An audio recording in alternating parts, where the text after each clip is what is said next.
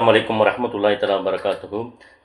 மதிப்பிற்குரிய தமிழ்நாடு வாக்காளர் பெருமக்களே, இப்போ நம்மளுடைய சிந்தைகளில் பெரும்பாலானுடைய சிந்தைகள் என்ன ஓடுது அப்படின்னு சொன்னால், நடுத்தரமான இருக்கக்கூடிய தமிழக வாக்காளர் அவருடைய அந்த அந்த புதிய வாக்காளர்கள், இளைய தலைமுறை வாக்காளர்கள், நடுத்தரமாக உள்ள வாக்காளர்கள், இவங்களுடைய உள்ளத்தில் என்ன ஓடுது அப்படின்னு சொன்னால், இப்போ திமுகவும் அதிமுகவும் மாறி மாறி ஆட்சி செஞ்சுட்டு இருக்கிறாங்க.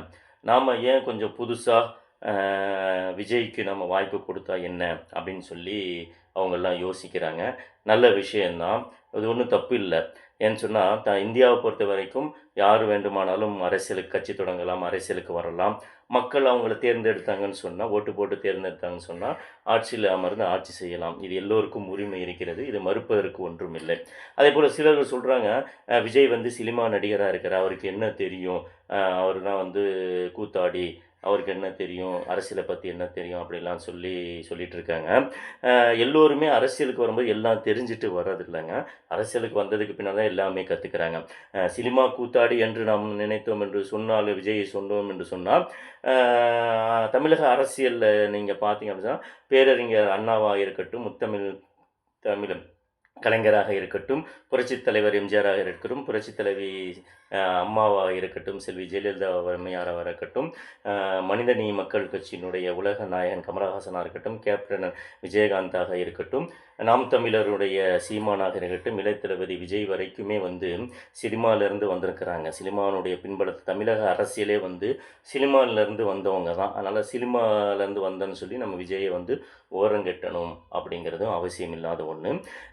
நான் என்ன சொல்ல வரேன் அப்படின்னு சொன்னால், எல்லோரும் அரசியல் கட்சி ஆரம்பித்து ஓட்டு போடுறாங்க, அது ஓட்டை பிரிக்கிறாங்க. அதெல்லாம் ஒன்றும் அது அவங்கவுங்களுடைய உரிமை.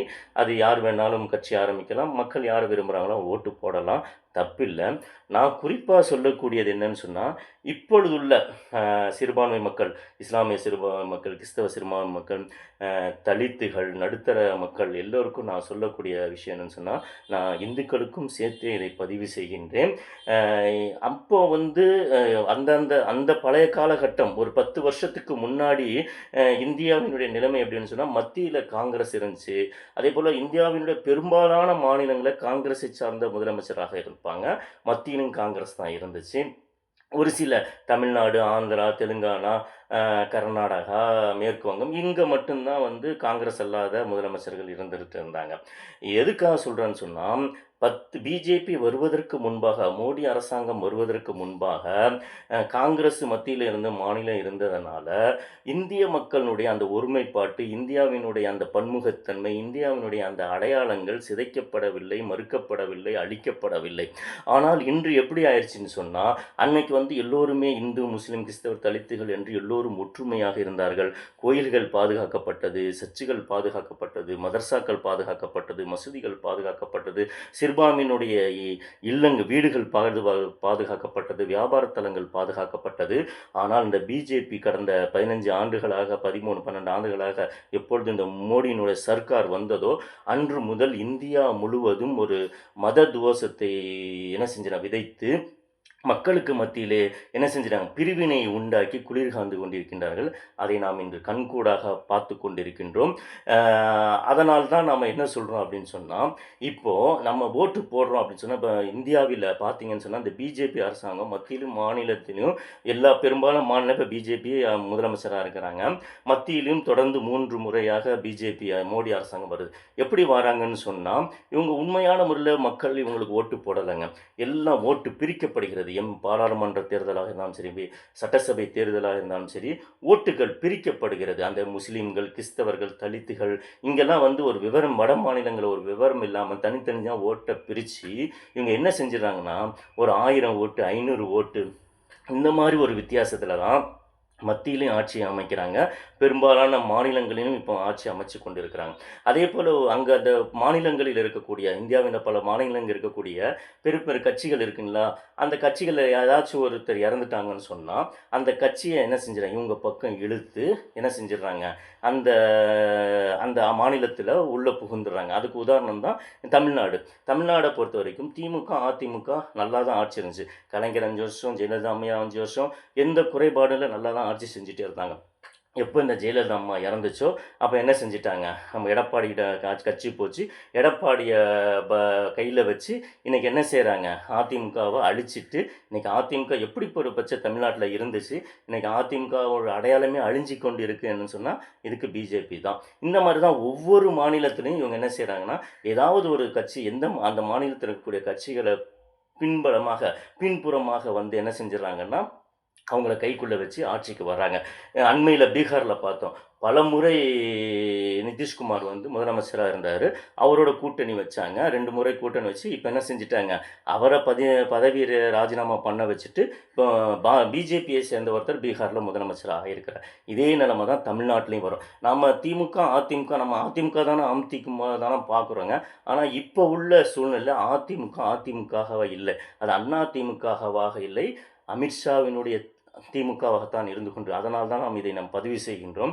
எனவே சிறுபான்மையாக இருக்கக்கூடிய வாக்காளர் பெருமக்களே, முஸ்லிம்களே, கிறிஸ்தவர்களே, தலித்துகளே, நடுத்தர வாக்காளர்களே, இளைய வாக்காளர்களே, இன்னைக்கு தமிழ்நாட்டில் நீங்கள் என்ன இல்லைன்னு நினைக்கிறீங்க? இன்னைக்கு ஸ்டாலினுடைய ஆட்சி பார்த்தீங்க அப்படின்னு சொன்னால் இந்தியாவுக்கே முன்மாதிரியாக இருக்குது. கல்வியிலும் சரி, சுகாதாரத்திலும் சரி, வளர்ச்சியிலும் சரி, எல்லா விதத்திலும் சரி தமிழ்நாடு வந்து மற்ற மாநிலங்களுக்கு முன்மாதிரியாக இருக்குது. இப்போ விஜய் வந்து என்ன செய்ய போகிறாருன்னு தான் நான் கேட்குறேன். ஏதாச்சும் நமக்கு ஒரு குறை இருக்குது, அநியாயம் நடக்குது, இங்கே எதுவுமே சரியில்லை அப்படின்னு சொன்னால் ஒரு மாற்றத்தை நாம் கொண்டு வரலாம். இங்கே எல்லாமே சரியாகத்தான் இருக்குது. இங்கே சிஸ்டம் சரியாக இருக்கிறது. ஸ்டாலின் அவர்கள் வந்து மிக தெளிவாக ஆட்சி செய்து கொண்டிருக்கின்றார்கள். அதனால தான் நம்ம சொல்றோம். பெரும்பாலும் முஸ்லீம்கள்லாம் வந்து அதிமுகவுக்கு தான் ஓட்டு போடுவாங்க. கிறிஸ்தவர்கள் அதிமுகவுக்கு ஓட்டு போடுவாங்க. தலித்துகள் ஓட்டு போடுவாங்க. ஆனால் இப்போ திமுகவினுடைய ஸ்டாலின் அவங்க சரியான முறையில் ஆட்சி செய்து கொண்டிருக்கின்ற காரணத்தினால தான் என்ன சொல்கிறோம் அப்படின்னு சொன்னால், இந்த ஆட்சி சரியாக இருக்கிறனால இதை தயவு செஞ்சு நாம் என்ன செஞ்சிட வேண்டாம், இழந்துட வேண்டாம். அதே போல் இந்த பிஜேபி அரசை மோடியை எதிர்த்து நிற்கக்கூடிய ஒரே முதலமைச்சர் இந்தியாவில் ஸ்டாலின் தான்னு எல்லோருமே சொல்கிறாங்க. எல்லோருமே சொல்கிறாங்க. மோடியை எதிர்க்கக்கூடிய ஒரே முதலமைச்சர் யாருன்னு சொன்னால் இந்தியாவில் ஸ்டாலின் தான். அண்மையில் வந்து இந்த தொகுதி மறுவரை மசோதாவை கொண்டு வந்தாங்க. அதை வந்து முதல்ல அந்த மசோதாவை தீயிட்டு கொளுத்தியது ஸ்டாலின் அவர்கள் தான். அந்த மசோதாவும் பாராளுமன்றத்தில் வந்து தோற்று போனதை நாம் பார்க்கிறோம். எதற்காக சொல்கிறோம் அப்படின்னு சொன்னால், இப்போ உள்ள சூழ்நிலை சிறுபான்மை மக்களுக்கும் சரி, இந்துக்களுக்கும் சரி, நம்ம வாழ்கிறதுக்கு முதல்ல ஒரு பாதுகாப்பு வேணும். இன்றைக்கி நம்ம மற்ற மாநிலம் பார்க்குறோம், அவங்க வாழ்கிறதுக்கே பாதுகாப்பு இல்லை, அவங்க உயிர்களுக்கு பாதுகாப்பு இல்லை. கிறிஸ்தவர்களுக்கும், முஸ்லீம்களுக்கும், தலித்துகளும் சுதந்திரமாக நடமாட முடியவில்லை. அப்படிப்பட்ட ஒரு சூழ்நிலை தமிழகத்தில் இல்லைன்னு சொன்னால், அது இந்த திராவிட மாடல் ஆட்சி இருக்கின்ற காரணத்தினால தான்.